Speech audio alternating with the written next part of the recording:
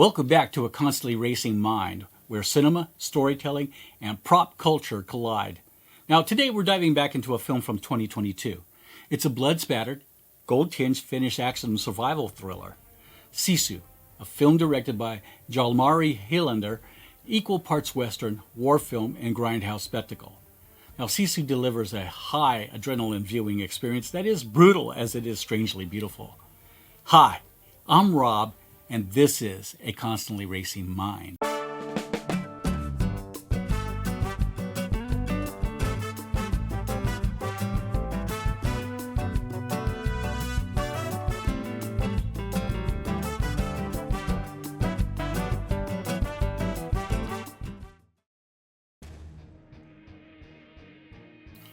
Growing up, I watched movies with my dad. Usually we would spend Saturday afternoons on the couch watching old westerns and war films on TV. As I got older, my dad allowed me to watch films that were a little bit more violent. Charles Bronson's Death Wish series. Then came Rambo. Watching Rambo terrorize the Northwest. The 80s saw the rise of Stallone's Rambo series, which immediately captivated me. Chuck Norris is another instance. For some reason, watching a wrong character get vengeance they believe they deserved, while not necessarily moral, is cathartic. Sisu takes place in Lapland, Finland during the final years of World War II. Historically, this period marked the Lapland War, when Finland, having made peace with the Soviet Union, was forced to expel German forces, occupying the North region. The German army pursued a scorched-earth retreat, destroying towns, disrupting infrastructure, and wreaking havoc throughout Lapland. The Lapland War was a conflict between Finland and Nazi Germany in Finland's northernmost region, a direct consequence of the Moscow Armistice ending the continuation war between Finland and the Soviet Union. The armistice required Finland to expel all German troops from its territory. Anticipating this turn, the German 20th Mountain Army had already planned a strategic withdrawal to Norway to protect nickel mines. Initially, the withdrawal was tacit, but Soviet pressure forced the Finns to escalate into open warfare. The key Finnish offensive came with the amphibious landing at Tornio, which forced the Germans into a full retreat. In response, German Commander General Lothar Rendulic employed a devastating scorched-earth strategy which destroyed up to one-third of the dwellings and infrastructure in Finnish Lapland.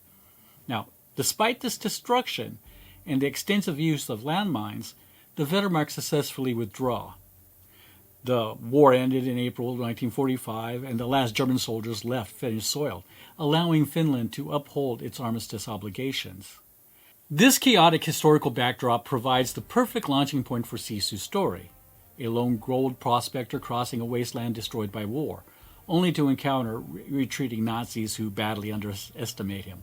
The film uses real events as tonal inspiration rather than strict history, grounding its outrageous action in a very real moment of hardship and survival. So, if you're new here, we cover sci-fi, horror, action-adventure, prop culture, and all things geek. If you'd like more videos like this, please remember to subscribe and turn on notifications so you're notified of my new content. So let's get back to Sisu.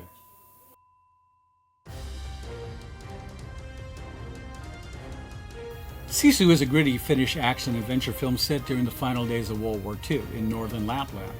The story follows Aatami Korpi, a solitary gold prospector and former commando who has withdrawn from society after suffering personal losses during the war. Living in the remote wilderness, he spends his days mining the devastated landscape, seemingly trying to bury both his trauma and his past.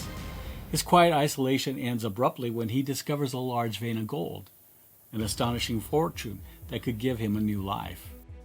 Now, while transporting the gold to the nearest town, Aatami crosses paths with a retreating Nazi detachment led by the ruthless SS, Officer Bruno Heldorf. The soldiers, already embittered by their losses, attempt to seize the gold and kill Aatami, not realizing who they are dealing with. Now, what follows is a relentless and violent chase across burned villages, minefields, and war-scarred terrain as the Nazis discover that they have provoked a legendary fighter renowned for his near-superhuman endurance. Aatami's refusal to surrender becomes an unstoppable campaign of survival and vengeance. Through explosive confrontations, brutal hand-to-hand combat, and clever use of the environment, he dismantles the platoon one group at a time. As the Nazis descend into desperation, Aatami's mythic resilience grows, embodying the Finnish concept of Sisu, meaning extraordinary determination in the face of impossibility. Ultimately, the film becomes a stylized, ferocious tale of one man's defiance against an entire army, blending historical wartime chaos with grindhouse-style heroism. Now, along the way, Aatami adopts a Bedlington Terrier. Now, despite all this violence, no harm comes to the dog. Sisu gets points for that. However, there is a horse that doesn't fare so well.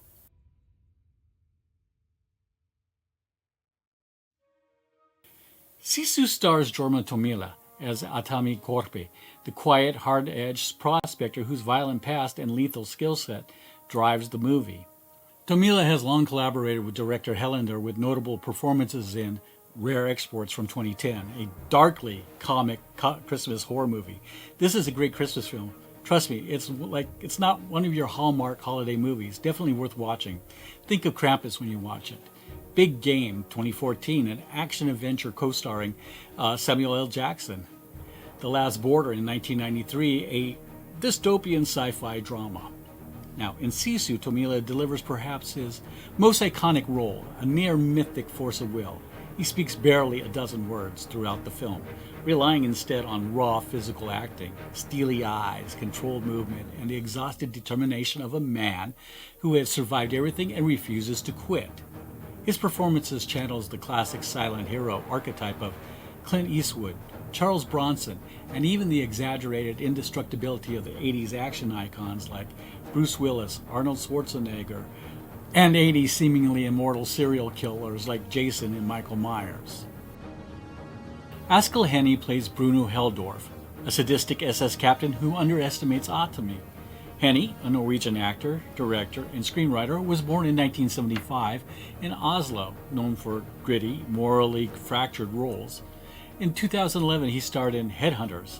He was in Hercules in 2014, 2015's The Martian, and Sisu, of course.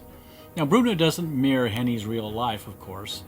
He is an actor, but the role is perfectly aligned with his film persona. Cunning, brutal, charming, yet hallowed by ego and violence. His character's obsession with gold serves as the emotional antagonist to Aatami's embodiment of Sisu, raw endurance without glory. The character of Aino, played by Finnish actor Mimosa Willamo, is the film's moral pulse. Born in 1994 in Espoo, Finland, Willamo became a recognizable face in Nordic horror and thrillers before Sisu.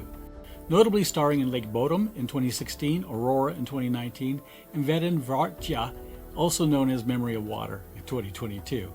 In Sisu, Aino is the empathetic contrast to the brutality, observing the carnage, not with revenge, but recognition. She reminds the viewer that the violence is spectacular, but the stakes are indeed human. And a quick shout out to Shiitsu, one of the youngest soldiers in the detachment, played by Aatami Tommila, born in 1999 in Finland. He starred in Rare Exports in 2010 and Big Game in 2014, both directed by Helander, making him a legacy fixture in the storytelling universe. And of course, yes, he is the real-life son of Jorma Tommila, the actor who plays Aatami. So the youngest Nazi soldier is played by the main character's actual son. The symbolism? Wild, I know. The thematic clash between youth, warfare, and endurance becomes even more interesting in light of this bloodline. Bruno is ego, exploitation, and scorched survival.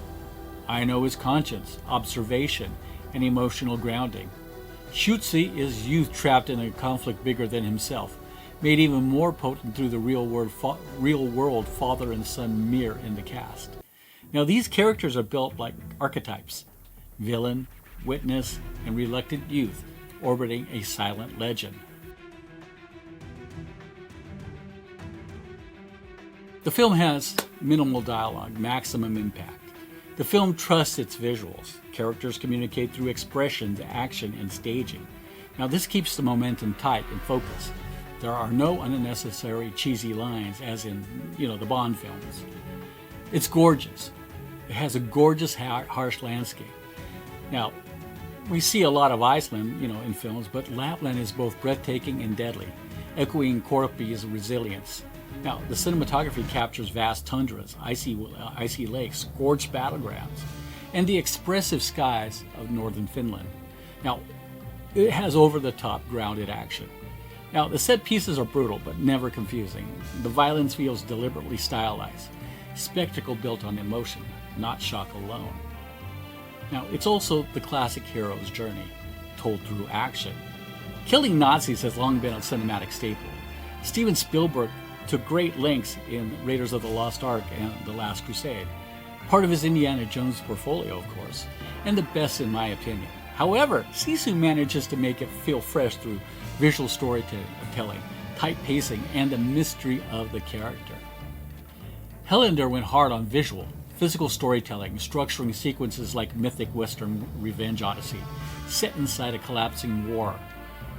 Like The Man with No Names, Aatami Korpi was shaped as a nearly silent folklore legend, written to anchor the story around action-driven escalation rather than exposition. Of course, Helander's inspirational DNA for the writing style included, of course, the revenge intensity reminiscence of Death Wish, the stoic silent archetype aligned to Western loners, and a World War II retreat collision structured like a survival gauntlet rather than a platoon drama. Lastly, Helander employed a grindhouse pacing style, ensuring that each encounter escalates brutally without any narrative drag. Now, the film was set and filmed primarily in Finnish Lapland, which captured the vast open tundra, the icy rivers and the bogs, burn-like forests, and the endless summer daylight and low sun angles, a natural lighting signature of the North. It looked like the production team was looking to have the film feel historically inspired but tonally exaggerated rather than historically reenacted. They captured the scorched-earth wartime ruin without being a documentary, and Helander infused the gold prospecting visuals with costumes, props, and background tone. Now, some things to note are Aatami's dirt and blood-marked costume continuity, the concept of sparked gold flakes, which were added digitally rather than historically, is present, but the concept is there. The crew destroyed wooden cabins built practically to be blown apart in stunt sequences, and the scenic rivers seem to be chosen to anchor survival stunts. The weapons and explosives were built for readability, brutal, clear, comic book violent staging without confusion. Now, the producers avoided dialogue-heavy dubbing and localization complexity, infrastructure, orbital filming in big cities, or anything like that, nor any CGI-heavy set pieces required distributed rendering farms. However, this production embraced practical stunt design, the National Geographic hero myth, very minimal on-screen linguistics, and high readability action pacing for easy international marketing. Sisu was produced on a lean practical war action budget of roughly 6 million euros, or about $6.5 million, US dollars that is, a modest investment for a film packed with remote location shooting, large-scale stunt coordination, and physical effects. The movie was filmed in far northern Finland near Nurgam in Lapland, where crews operated off-road with limited infrastructure, under heavy safety supervisions, of course, for explosions, and with a design philosophy that favored practical action over dialogue or digital spectacle. In theaters, the gamble paid off. Released in early 2023, the film earned over $14.3 million worldwide, effectively more than doubling its production budget, with about half, $7.3 million, coming from North America and the rest from international R-rated markets that embrace gritty survival cinema. Now, the film continued to generate revenue after its theatrical run, adding an estimated $4.2 million in US DVD and Blu-ray sales. While exact totals for streaming income and global DVD VOD remain undisclosed, publicly tracked retail sales and streaming chart presence in 2025 confirm that Sisu has enjoyed a strong, long-tail, cost-efficient revenue arc, turning a small budget into a durable, profitable action thriller success story. Sisu is often described as an action survival film, a World War II Western, a Finnish grindhouse revenge pick, a minimalist war thriller. Now, stylistically, it reminds me of Tarantino, Robert Rodriguez, and George Miller, blending gritty violence with cinematic flair, explosive set pieces, and almost mythological character design. The violence is intentionally highlighted, graphic, outrageous, and choreographed with comic book clarity. Now, it's the tone that makes Sisu so thrilling and fun to watch. It knows exactly what it is and embraces that identity unapologetically. Now, think of Warner Brothers cartoons, with Bugs Bunny, Elmer Fudd, Daffy Duck, the Roadrunner, and the Coyote. Sisu has earned strong scores across major rating platforms. Rotten Tomatoes praised for its action, visual, and Tommila's performance. Metacritic recognized the stylistic confidence and tonal clarity. IMDb has high audience satisfaction with its streamlined narrative and visceral action. Now, critics often note its simple but effective plot, its stunning cinematography, and its unapologetic dedication to grindhouse energy. I wholeheartedly believe in all that. Now, what I've seen is viewers, as I do, describe it as fun, ferocious, and refreshingly bold in an era crowded with CGI-heavy blockbusters.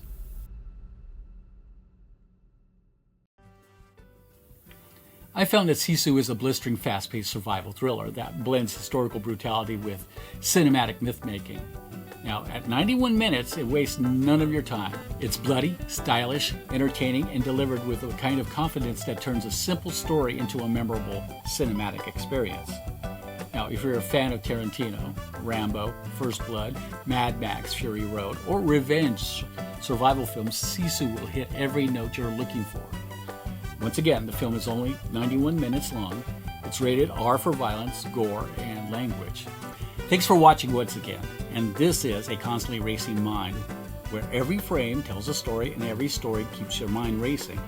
So if you love deep dive reviews, prop culture explorations, or cinematic breakdowns, make sure to like, subscribe, and join the conversation. Take care.